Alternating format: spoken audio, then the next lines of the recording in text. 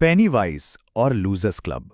इस कहानी में एक ऐसा डरावना रहस्य है जो लौट कर आता है ठीक 27 साल में। तो चलिए आज इस अजीब और गहरे चक्र को समझते हैं।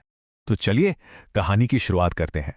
जरा सोचिए, एक छोटा सा बिल्कुल शांत दिखने वाला शहर है। नाम है डेरी। मतलब पहली नजर में देखेंगे तो लगेगा कि अरे यहां तो सब कुछ एकदम नॉर्मल है। लेकिन इस शांति के पर्दे के पीछे कुछ बहुत पुराना, बहुत भयानक छिपा हुआ है। डेरी का एक ऐसा काला राज जो बस सही वक्त का इंतजार कर रहा है। ऊपर से देखिए, डेरी एक आम अमेरिकन शहर जैसा ही है। वहां स्कूल हैं, पार्क हैं, नदी है, प्यारे प्यारे छोटे घर हैं। पर असल में इन सब के नीचे एक प्राचीन बुराई छिपी हुई है जो हर चीज को, हर कोने को खतरनाक बना रही है। वो बस देख रही है और इंतजार कर रही है। और इस कहानी का पहला पन्ना खुलता है एक छोटे बच्चे जॉर्जी के साथ। बारिश हो रही है, वो अपनी कागज की नाव के साथ खेल रहा है और वो नाव बहकर एक तूफानी नाले यानी गटर में चली जाती है। और उसी गटर से एक जोकर झांकता है, पेनीवाइज। जॉर्जी की भयानक घटना तो बस एक शुरुआत थी। असली कहानी तो तब शुरू होती है जब 7 बच्चे, जिन्हें स्कूल और समाज में सब लूजर्स कहते हैं, एक ही डर की वजह से एक साथ आ जाते हैं। और ये है हमारा लूजर्स क्लब। बिल, जो अब तक अपने भाई जॉर्जी के जाने के गम से उभर नहीं पाया है। बेवर्ली, जो घर की मुश्किलों से परेशान है। और फिर हैं रिची, बेन, एडी, स्टैन और माइक। ये सब के सब अपनी अपनी जिंदगी में पहले से ही मुश्किलों से, बुलिंग से लड़ रहे हैं। और अब एक ऐसा डर सामने आता है जो इन सबको जोड़ देता है। तो आखिर ये पेनीवाइज है क्या चीज? देखिए, ये सिर्फ कोई जोकर नहीं है। ये एक बहुत ही पुरानी, रूप बदलने वाली शैतानी ताकत है। इसकी खासियत यह है कि ये आपके सबसे बड़े डर का रूप ले लेती है। जिस चीज से भी आपको सबसे ज्यादा डर लगता है, ये वही बनकर आपके सामने आ जाएगी। और इस कहानी की सबसे डरावनी बात पता है क्या है? ये सब कुछ सिर्फ बच्चों को ही नजर आता है। बड़े लोग यानी अडल्ट्स उन्हें कुछ दिखाई नहीं देता। वो इससे अनदेखा कर देते हैं, जैसे उनकी आंखों पर कोई पर्दा पड़ा हो। ऐसा लगता है मानो पूरा का पूरा शहर एक गहरी नींद में सो रहा है। जब ये बच्चे इस रहस्य की और गहराई में जाते हैं तो उन्हें एक चौंकाने वाला पैटर्न मिलता है। एक ऐसा भयानक चक्र जो ठीक हर 27 साल में खुद को दोहराता है। 27, ये नंबर इस कहानी का, इस रहस्य का केंद्र है। यही वो चाबी है जो डेरी के सबसे काले और गहरे राज का ताला खोलती है। हर 27 साल में वो बुराई फिर से जागती है। तो ये बच्चे क्या करते हैं? वो जाते हैं लाइब्रेरी और डेरी के इतिहास को खंगालना शुरू करते हैं। और उन्हें पता चलता है कि अरे, सालों से यहाँ अजीब अजीब हत्याएं, भयानक दुर्घटनाएं और बच्चों के गायब होने के मामले सामने आते रहे हैं।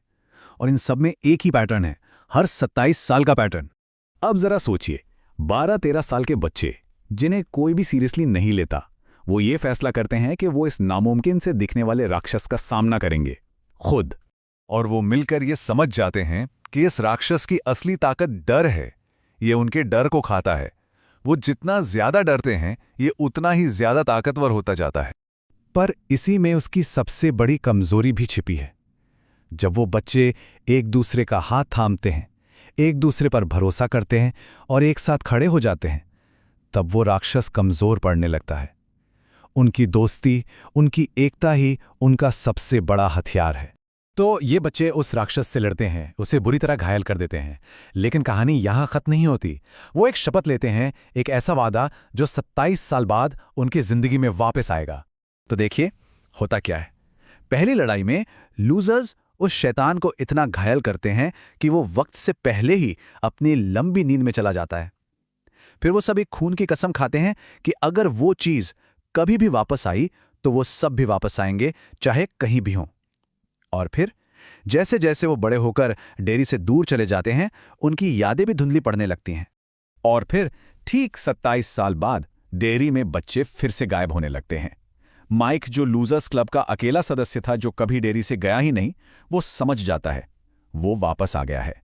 और फिर वो फोन उठाता है और एक एक करके सबको कॉल करता है।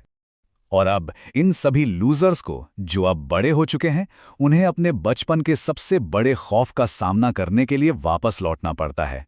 ये डेरी की आत्मा को बचाने के लिए उनकी आखिरी और सबसे बड़ी लड़ाई है।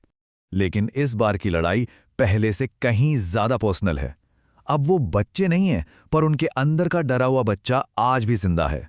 अब उन्हें सिर्फ बाहर के राक्षस से नहीं, बल्कि अपने अंदर के उन डरों से भी लड़ना है जिन्हें वो इतने सालों से अपने साथ ढो रहे थे।